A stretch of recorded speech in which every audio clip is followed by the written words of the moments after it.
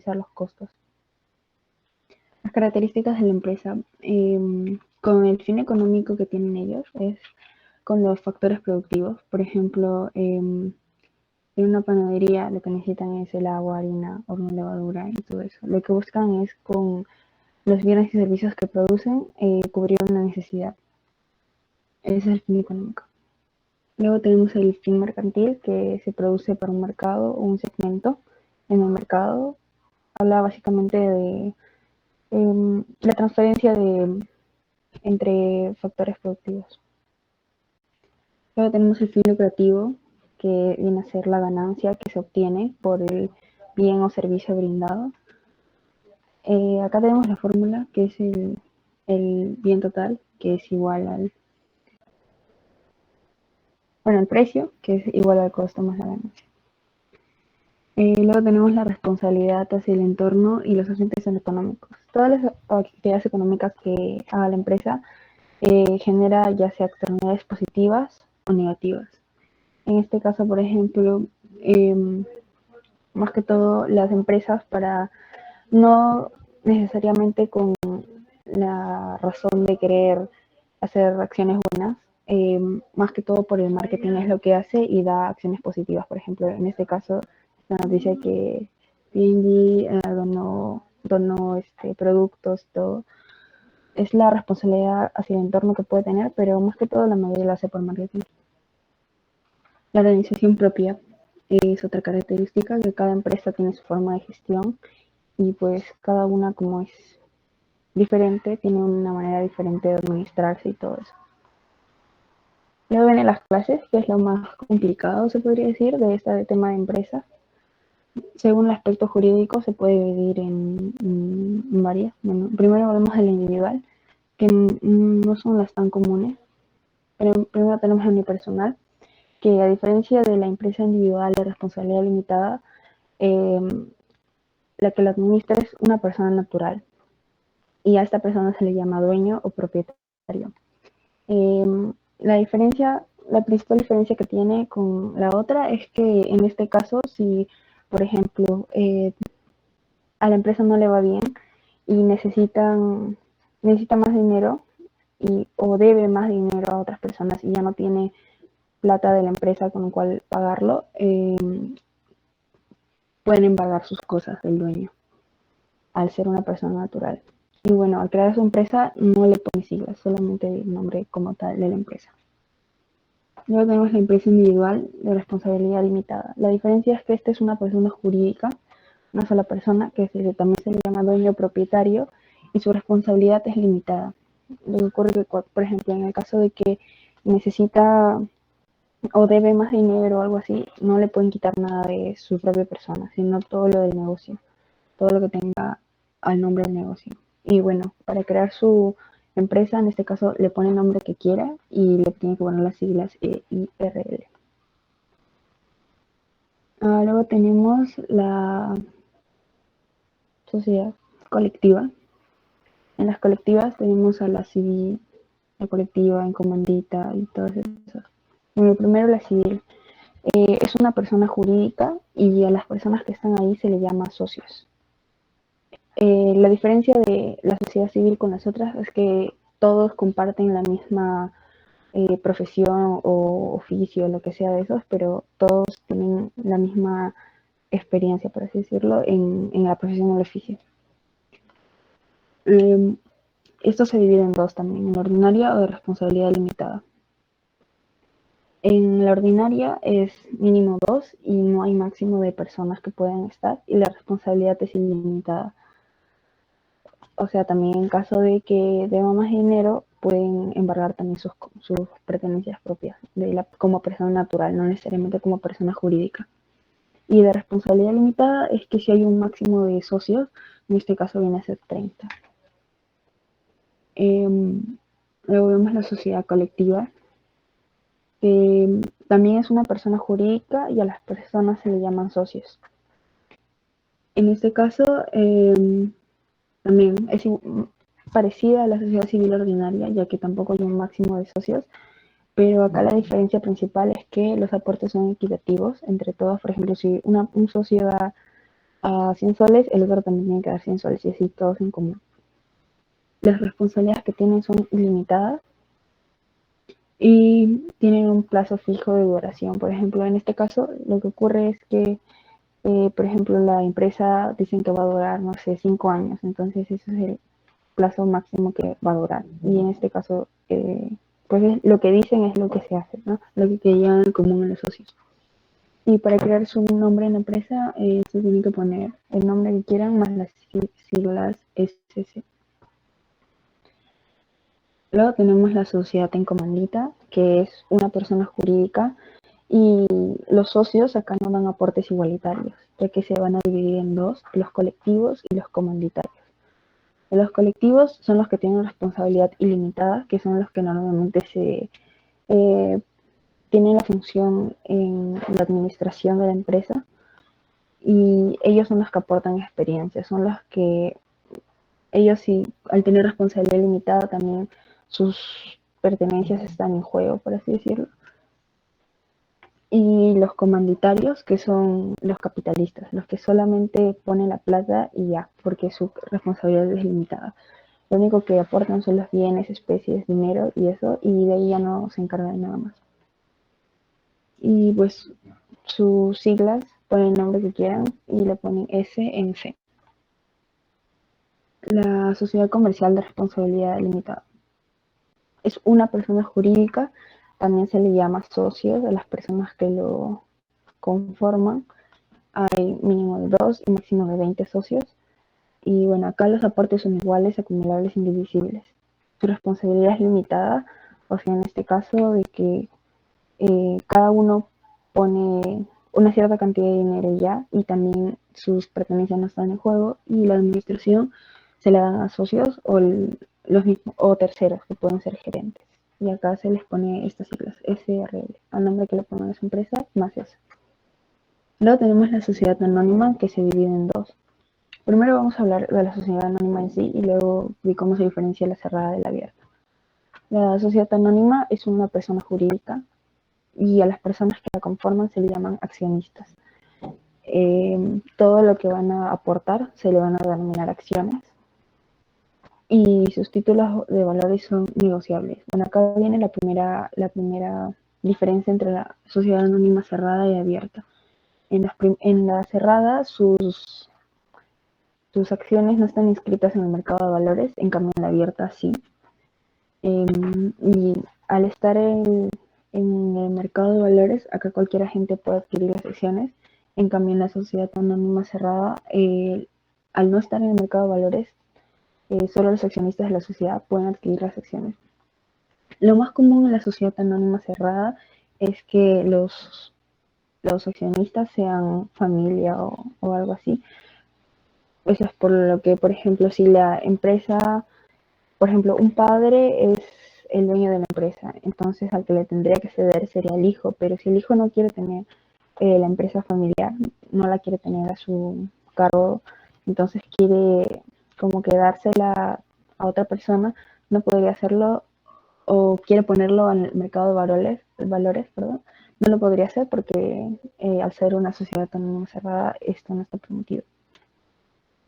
En cambio, si es una sociedad anónima abierta, hay, hay más libertad al, al tampoco ser solamente familiar, de que también tenemos acá un mínimo de 750 accionistas y sus acciones al ser inscritas en el mercado de valores, si el principal accionista ya no quiere estar en cargo de esto, lo puede eh, poner en el mercado de valores para que alguien más lo pueda adquirir. Bueno, acá están las siglas, ¿no? Que tiene que tener cada empresa. Por ejemplo, si es una sociedad anónima cerrada, pone el nombre más las siglas SAC. Y si es en caso de sociedad anónima abierta, le pone las siglas SAA. Luego tenemos por el régimen de propiedad. Se divide en pública, que es la estatal, que todas las públicas son propiedades del Estado y su fin es el bienestar general de la población. Estas son creadas por ley y todo, todo, bueno, es bajo la ley, todo lo que tiene que ver con el público. Luego tenemos la privada, que son las particulares. En este caso pueden ser de los mencionados arriba también sus tipos. Sus fines son de lucro nada más y sus propiedades pueden ser llamados dueños, socios o accionistas, así de acuerdo a lo que indica arriba. Y las cooperativas se llaman los que los conforman los socios. Son, por ejemplo, personas que tienen las mismas necesidades o aspiraciones económicas y normalmente esto ocurre, por ejemplo, entre pueblos o algo así, que tengan todos la misma profesión. Entonces, como la mayoría no se necesitan o bueno, están en el mismo entorno, tienen como que las mismas necesidades. Y la diferencia de las cooperativas es, por ejemplo, si tú no eres socio, no puedes pedir un préstamo o algo así. Luego tenemos por el tamaño de la empresa. Bueno, acá el PPT está del UIT del 2020 que era 4.300, pero ahorita el UIT, que es 2022, si mal no me recuerdo, es 4.600. Sí, es 4.600. Ya bueno. Las las empresas se dividen también por su tamaño y esto depende de las UITs, de las rentas anuales. Una microempresa se puede denominar microempresa si tiene ingresos anuales de máximo 150 UIT. Bueno, lo de acá no le den importancia, por favor, porque como el valor de la UIT ha subido, no sería las mismas cifras. Una pequeña empresa viene a ser superior a 150 UIT hasta los 1.700 UIT. La mediana empresa superior a 1.700 UIT hasta los 2.300 UIT. Y la gran empresa superior a 2.300 UIT anuales. Bueno, vamos ahora con el tema de capital. El capital es el bien económico que se utiliza para crear los bienes y los servicios. El capital se puede dividir entre fijo y financiero. El fijo, bueno, más que todo esto, para entenderlo hay que volver a ver las escuelas económicas que se tenían. Acá se pueden dividir en dos, según la escuela clásica y lo que hablaba la escuela marxista. Un poco para recordar esto, por ejemplo, en la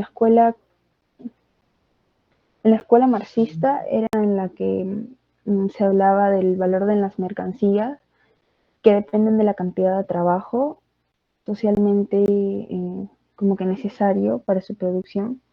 En este caso, en la escuela marxista hay una teoría de los salarios en la que se habla de que el trabajo necesario es denominado el sueldo, que esto solamente es específicamente para la subsistencia del trabajador.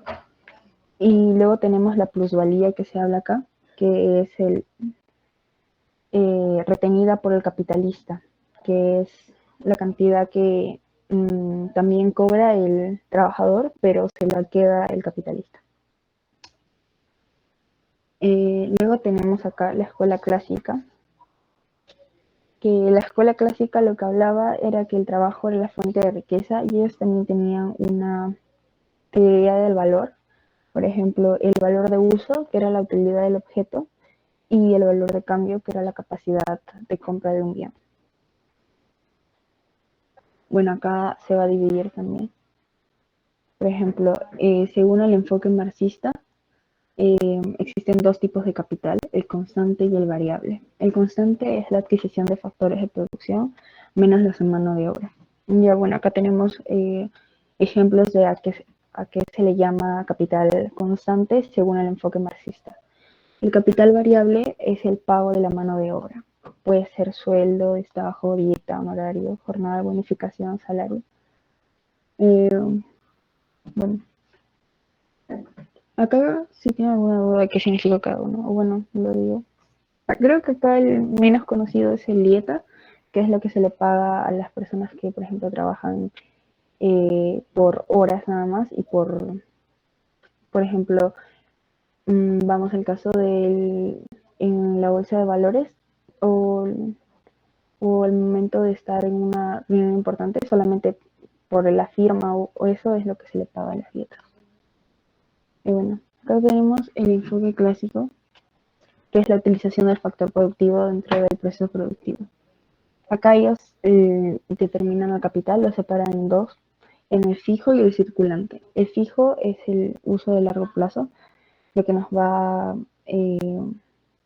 servir para varias veces usar. Por ejemplo, acá se viene a usar o a llamar el capital fijo a las maquinarias y todo eso. Y en el circulante es lo que su uso es de corto y mediano plazo. En este caso los insumos y eso. Y lo último, el capital según su rol en las finanzas. El capital lucrativo es creado por bienes y servicios que no participan en el proceso productivo. En este caso, por ejemplo, tenemos el ejemplo acá de Repsol. Repsol, aparte de hacer la compra y venta de gasolina en sus instalaciones, también tiene, por ejemplo, bancos o muchas veces tiendas, y acá viene a ser el capital lucrativo que se usa. Luego tenemos el comercial, que es cuando ocurren las transacciones, las compra y venta. Y el financiero, que es creado por los intercambios en el sistema financiero. Esto es básicamente por los bancos y todo eso. Todo lo que se ve en los bancos. Bueno, eso sería todo la teoría de esta semana. Pasamos a los ejercicios. Y bueno, les voy a pedir por favor que participen. Les voy a dejar un tiempo prudente para que puedan realizar. Los ejercicios no están difíciles, están bastante sencillos, la verdad, así que nada. Les dejo ahorita, ¿cuánto? 3 minutos para que resuelvan la primera pregunta y dejen sus claves.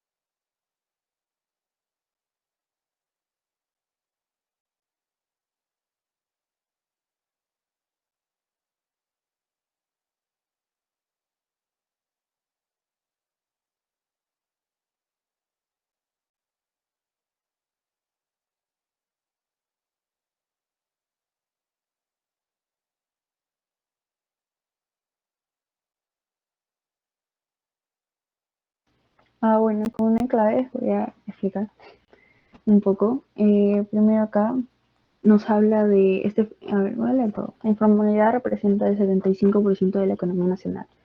Este fenómeno modifica el acceso al crédito de muchos microempresarios que recurren a conocidos o amigos que en muchos casos se dedican a prestar dinero a cambio de unos determinados intereses. Acá lo primero que se menciona es los intereses. Entonces, si una persona quiere prestar dinero a cambio de intereses, está queriendo lucrar porque quiere ganar plata además. Entonces está lucrando, buscando su beneficio. Primero acá entonces nos estaría hablando del capital lucrativo. Y luego dice, si el emprendedor no desea recurrir a las fuentes de financiamiento mencionadas, tendría que postergar su decisión de inversión hasta los ingresos del propio negocio se lo permitan. Cuando hablamos de ingresos del propio negocio, tendría que usarse la compra y venta de algún producto o bien que esta empresa daría, entonces sería el capital comercial. Entonces la clave sería la B. Vamos con la número 2. La número 2 es más que todo marcar, y que les animo a que participen.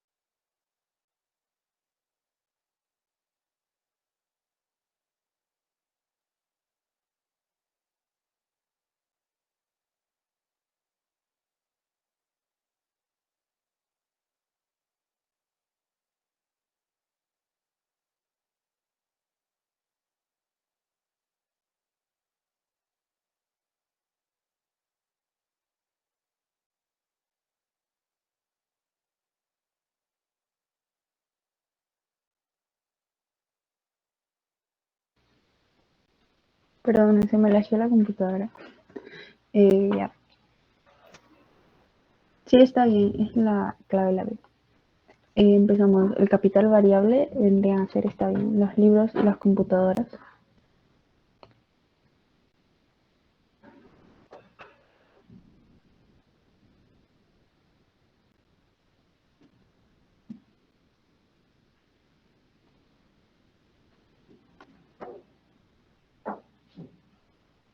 Perdónenme, se me leyó la compu. Un minutito de mí.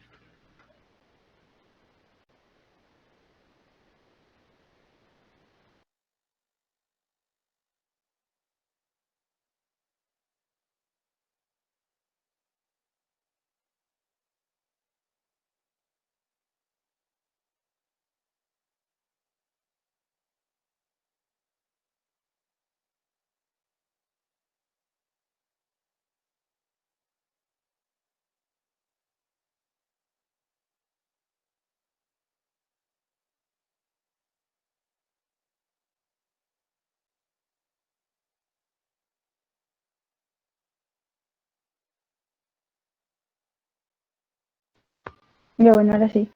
Eh, el capital circulante vendría a ser el catálogo electrónico y sistema de pagos. Ahí.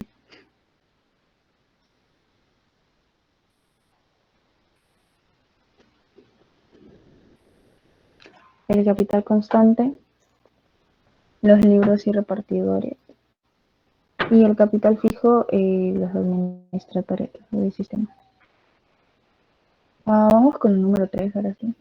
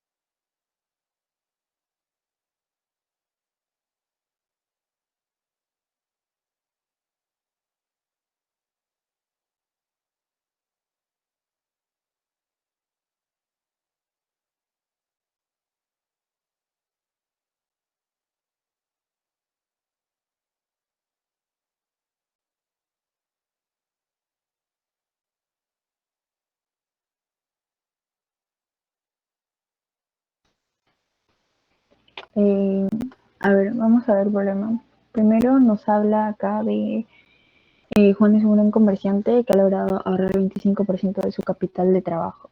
Este dinero es utilizado para financiar el capital del trabajo de otros comerciantes.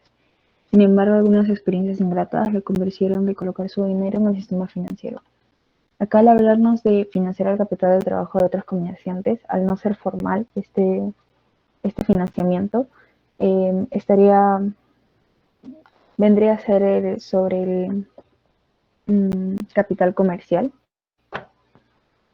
y luego nos habla de colocar su dinero en el sistema financiero, y eso, pues todo lo que tiene que ver con bancos, finanzas, viene a ser el capital financiero, y que está bien, es la... Seguimos con el número 4.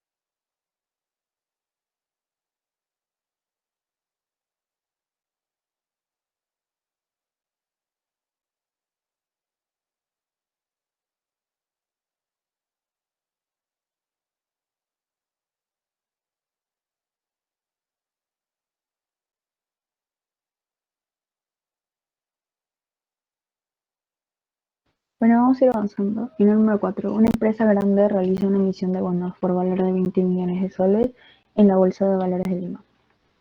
En esta operación, la empresa recibe dinero de las personas naturales e inversionistas institucionales. Al hablarnos de inversionistas institucionales, nos está hablando de agentes formales. Así, y también, al ser la bolsa de valores, se supone que deberían de ser inversionistas o personas naturales que sean formales, ¿no? Entonces, en este caso, vendría a ser el capital financiero. Vamos con el número 5. Le dejo 2 minutos, estaría bien.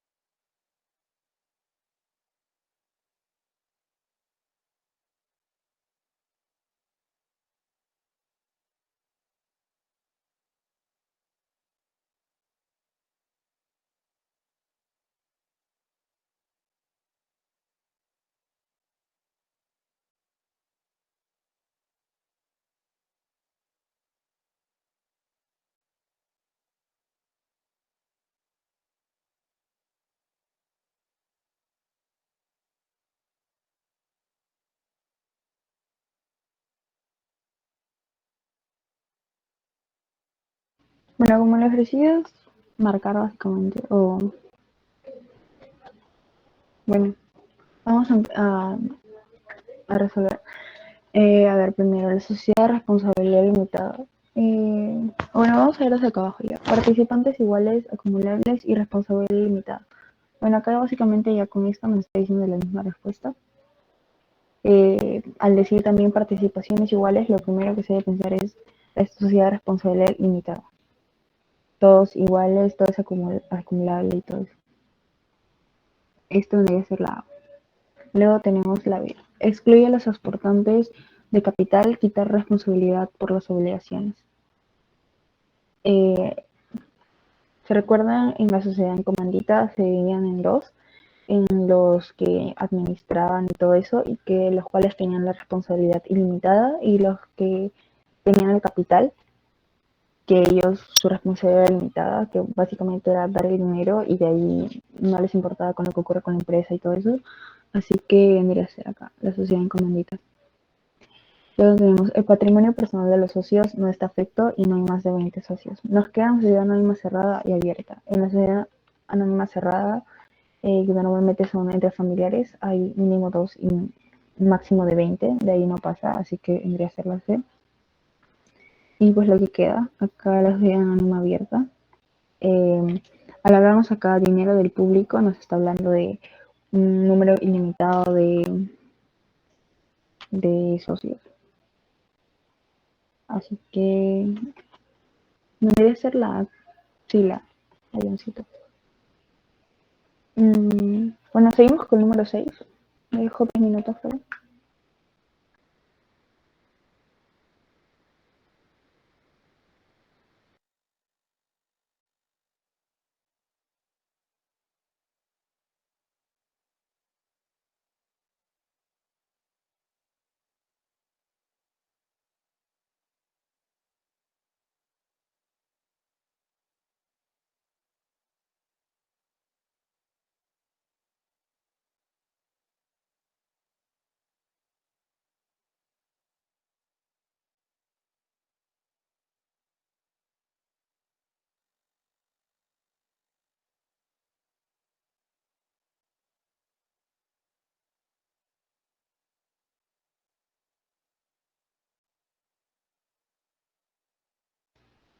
A ver, la pregunta 6. Las empresas que logran optimizar el uso de todos sus recursos y paralelamente también mejoran la gestión de residuos, creando así una disminución en los costos, una mayor rentabilidad que como efecto final genera una ventaja competitiva. Está cumpliendo con el fin de, bueno, a ver, acá analizando el texto nos habla de mejorar la gestión de residuos y esto vendría a ser algo externo a la empresa, así que nos hablaría de la responsabilidad social que tiene la empresa.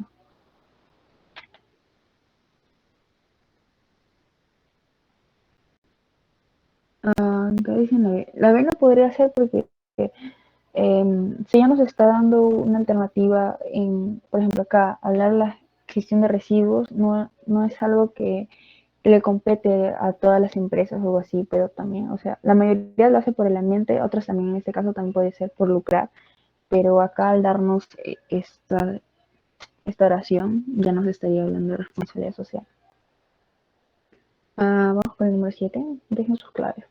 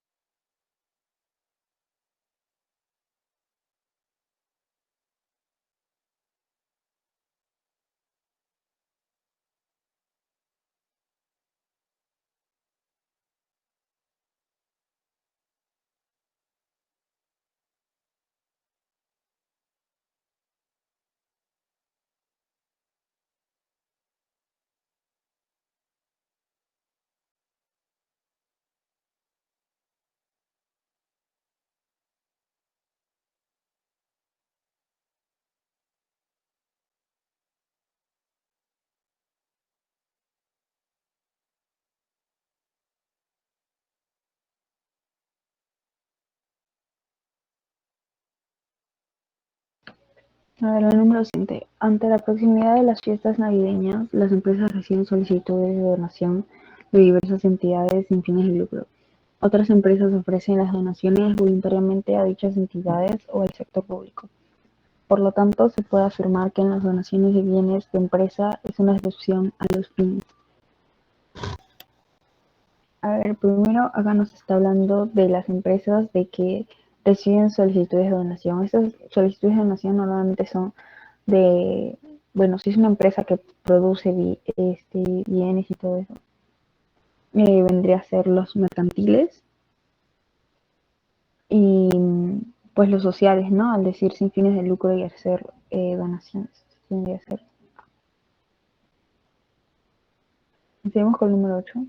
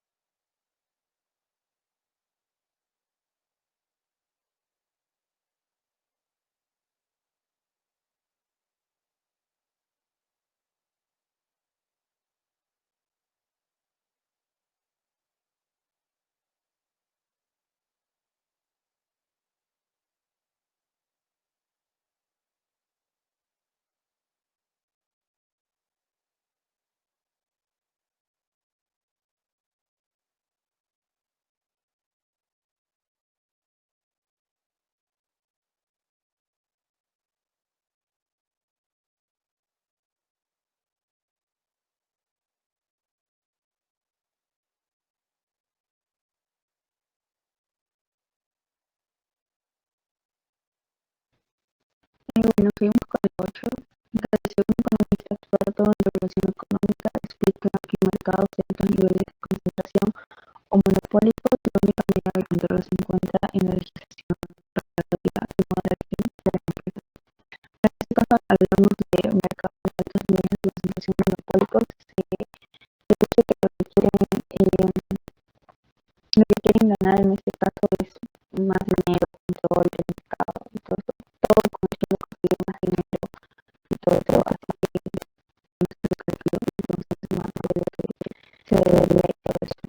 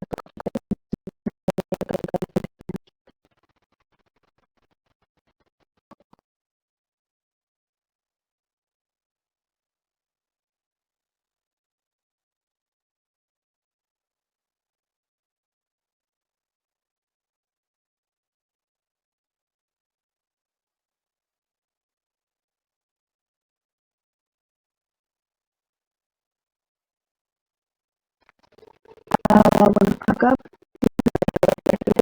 podría ser todo porque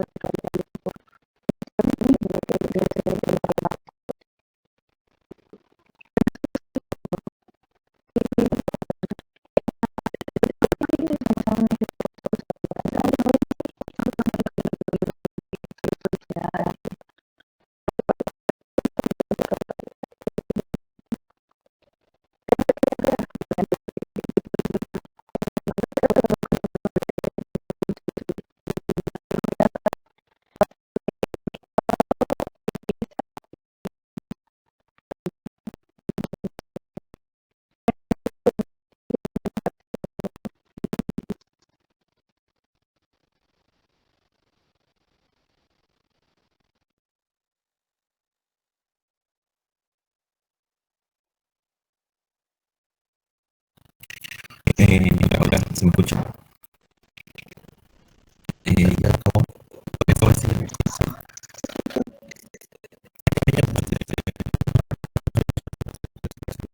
eh, las clases de, bueno, no estaba pensando, no estaba, ay, ve, Ale, qué fue. Sinceramente no estaba pensando hacer clases de matemáticas de cero, ya, pero por motivos de los formularios, de todo lo que está pasando, no ha llegado a eso, ¿no? Porque mucha gente que escribe está en colegio, está terminando de colegio, o si no, hay chicos que de repente, no sé, en matemáticas de repente están, no sé, tipo, por decirlo, volando, ¿no? Y eso se refiere a la base, ¿no? Y no sé,